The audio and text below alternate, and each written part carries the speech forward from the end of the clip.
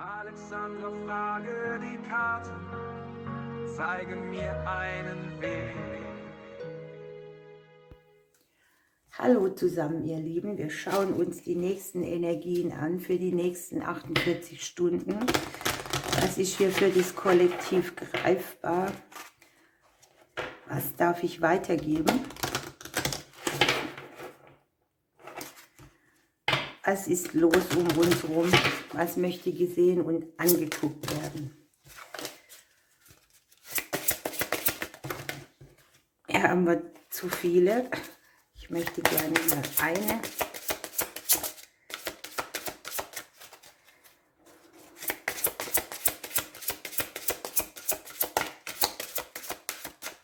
Ja, und wenn ich nicht gestorben bin, mische ich noch morgen.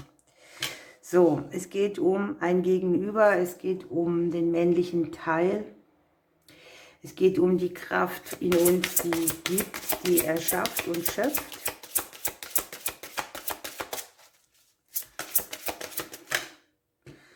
Und es geht um uns, also es ist das Paar in der Mitte. Es geht um Yin und Yang, Geben und Nehmen, ausgleichende Energien.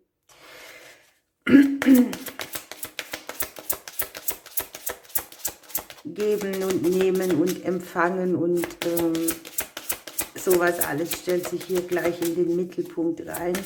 Natürlich auch alle partnerschaftlichen Situationen. Und wir haben hier noch das Kind dabei. Also, möglicherweise geht es um euch, um euren Partner, um eure Kinder. Oder es geht um Neubeginne in allen Beziehungen. Etwas, was neu aufgebaut werden kann, was so auf der bewussten Ebene am Entstehen ist. Kann natürlich hier auch speziell für die Singles sein, dass sie hier jemanden kennenlernen. Es gibt viele Szenarien, ich versuche euch die alle zu nennen.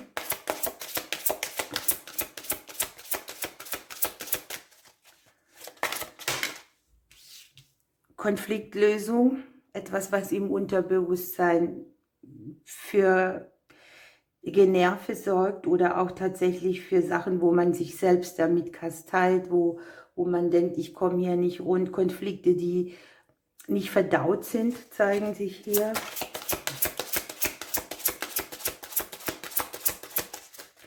Kann hier auch sein, dass man auf der Ebene überlegt, was trage ich denn mit mir, was ich als Kind schon erfahren habe, was schwillt da noch im Unterbewusstsein, kann praktisch sogar so ein Bewusstseinssprung sein, dass man plötzlich erkennt, was, wie, wo, warum, ne? Warum bin ich so, warum passiert mir das, wie ging es mir als Kind, was trage ich jetzt noch mit mir rum. Wir haben Gespräche aus der Vergangenheit, möglicherweise geht es auch so ein bisschen um das Thema, wo haben wir gestritten, wo haben wir uns verbal verausgabt, wo haben wir vielleicht auch verletzende Worte gesagt und wo waren wir uns treu oder wo wurde das Thema Treue, Loyalität und Freundschaft wichtig. Hier wird es auch wichtig für die nähere Zeit. Innerhalb dieser Zeit, auf die wir legen, ist es sehr wichtig, dass man hier auf das Konzept der Loyalität baut, dass man freundlich spricht, dass man seine Emotionen auch ein bisschen so verbalisiert, dass sie trotz allem freundlich sind, also gute Worte finden. Es kann hier sein, dass ihr mit jemand konfrontiert werdet, der sehr hilfreich ist auf diesem Weg. Ja, das kann ein Freund sein oder vielleicht auch jemand, der die Energie hat, euch zu unterstützen, uns zu unterstützen.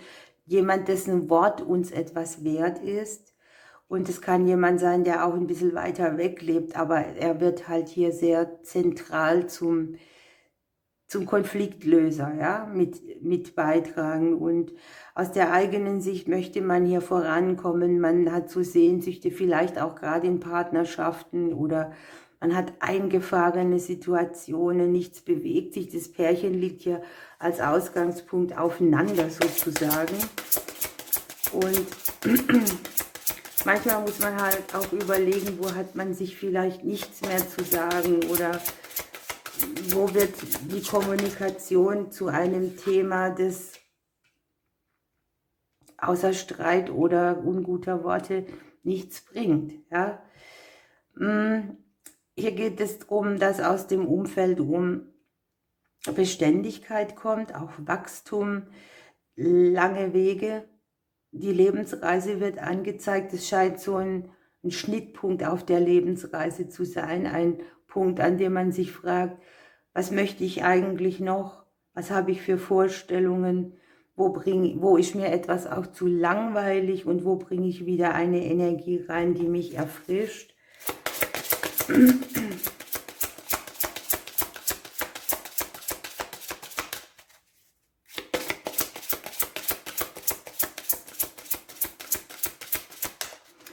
Was ich auch für einige habe, ihr könnt hier tatsächlich auf Menschen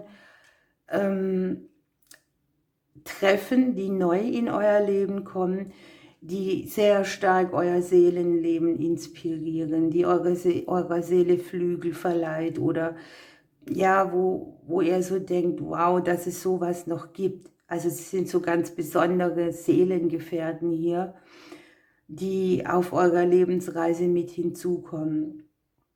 Möglicherweise haben wir hier sowieso ein Thema, das auf der psychischen Ebene sehr wirkt, das lang eingesessen ist, das sich schon so verwurzelt hat. Und hier kommt so der Knall, der Aufklärungsmoment, die tiefe Erkenntnis, der Bewusstseinssprung für die Dinge.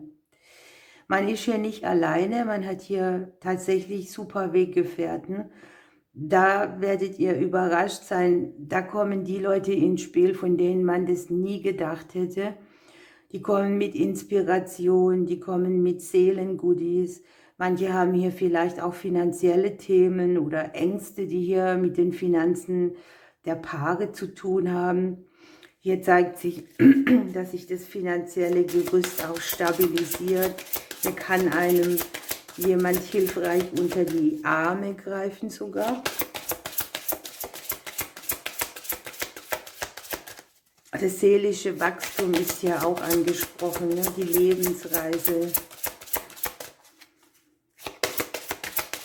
Der zündende Moment irgendwie. Ne? Jetzt hätten wir gerne noch die Sonne am Ende. Dann haben wir hier eine Legung, die ist so gigantisch, dass ich sie gar nicht glauben kann.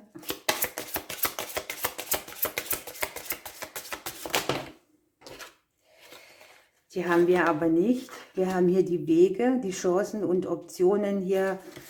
Guckt mal, und die Sonne unten. Ich glaube, ich spinne. Haben wir sie doch noch gekriegt, ne? So toll. Hier besteht man eine karmische Prüfung. Auf so einem kurzen Weg gehen ganz viele Optionen auf.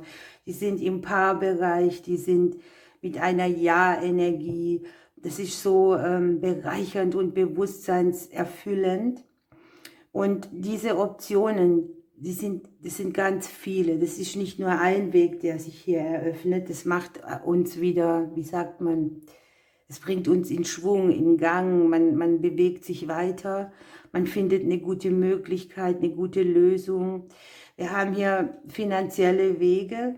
Wir haben neue Weggefährten, neue Möglichkeiten in Beziehungen. Und wir haben hier das absolute Go mit der Sonne unten dran. Rechnet hier auch mit guten Nachrichten. Egal, ne? Auch wenn man hier schon denkt, ich sage nichts mehr oder ich halte mich verbal zurück. Hier liegt die Sonne auf der Kommunikation. Wahnsinn.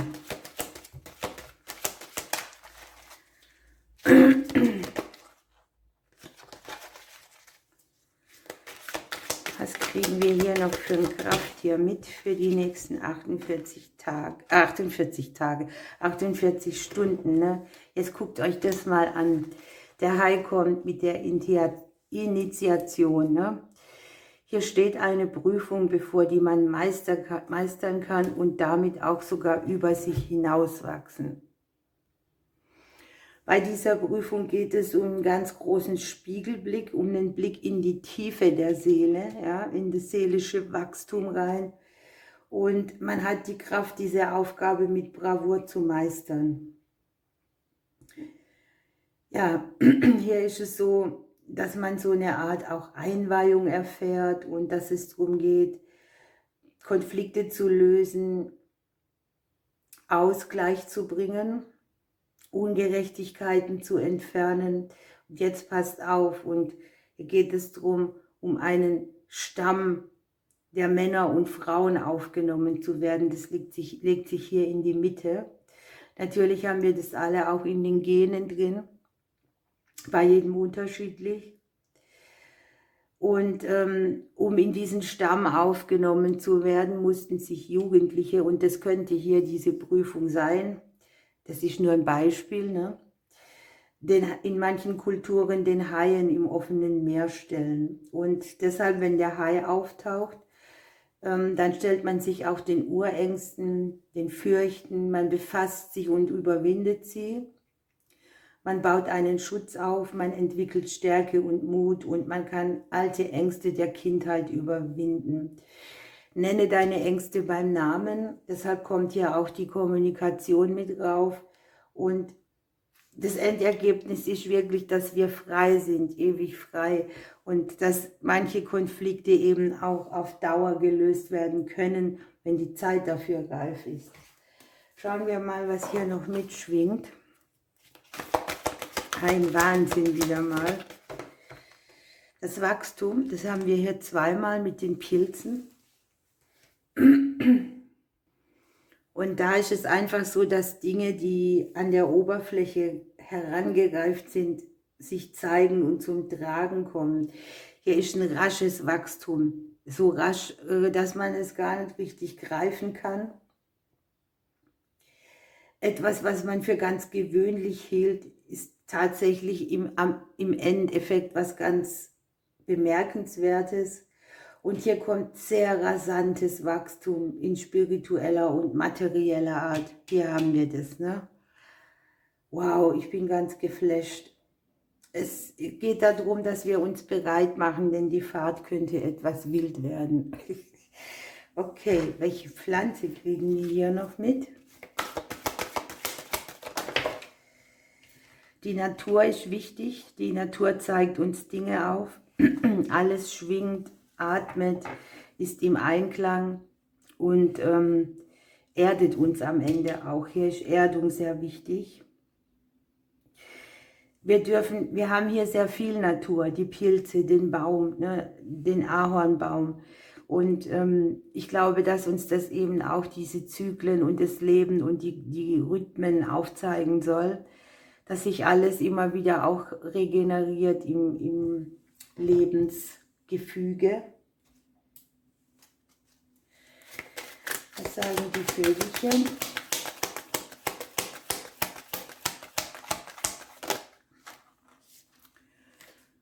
Der Bienenfresser mal wieder. Ich verhelfe dir zu mehr Freude, Gemeinschaft und Vertrauen. Wunder kommen jetzt zu dir. Nimm sie wahr. Entspanne dich, das Leben trägt dich. Ich glaube, genau das ist das, was wir alle brauchen, dass wir uns so ein bisschen mehr gehalten und getragen auf unserer Lebensreise spüren und dass auch da Menschen sind, die einfach dazukommen, dazugehören oder die diese Qualitäten und Eigenschaften eben auch haben, dass man sich darauf verlassen kann und dass die gleich schwingen und ticken wie wir, dass wir gleiche Maßstäbe und gleiche Prüfungen auch haben, dass die Resonanz einfach stimmt bei den Menschen.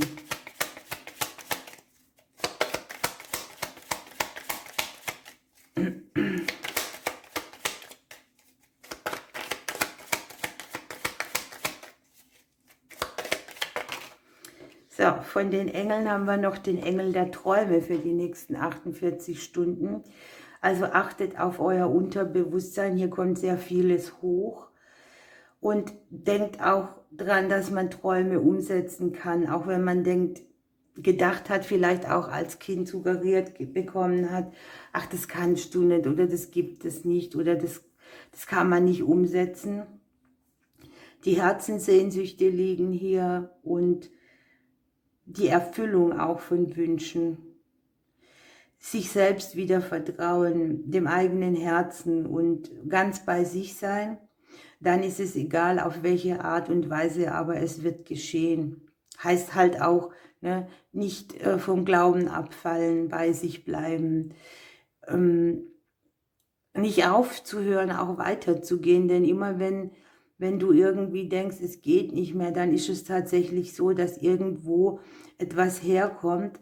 Das mag gar nicht in unserem Konstrukt so vorhanden sein, dass dir wieder was öffnet. Ihr Lieben, wow, ich freue mich enorm. Schnallt euch an, es könnte schnell gehen. Ich drücke euch und bis bald.